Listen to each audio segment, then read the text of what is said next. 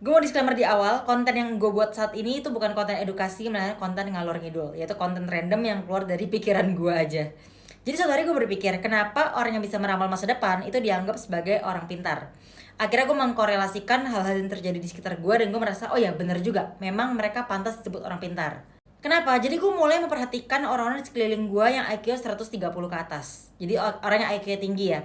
Kenapa 130 ke atas? Karena menurut gue IQ 130 ke atas tuh udah lebih jarang. Sedangkan IQ 120 ke bawah tuh masih bertebaran di mana-mana.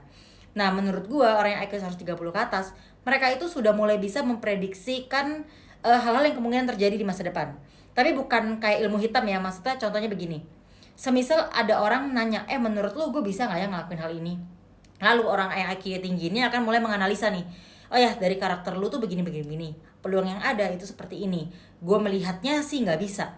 Nah, tapi bagi orang yang IQ 120 ke bawah, hal itu tuh nggak masuk di akal. Sedangkan bagi orang yang IQ-nya tinggi tadi, hal itu tuh mulai masuk di akalnya dan mulai bisa diperhitungkan. Nah, akhirnya orangnya jadi merasa, loh kok lu bisa ngebaca gua? Nah gitu, padahal sebenarnya hal itu tuh masuk di akalnya orang-orang yang IQ-nya tinggi. Dan orang yang IQ-nya tinggi itu lebih bisa ngebaca kayak gestur atau motif orang-orang yang IQ-nya jauh lebih rendah.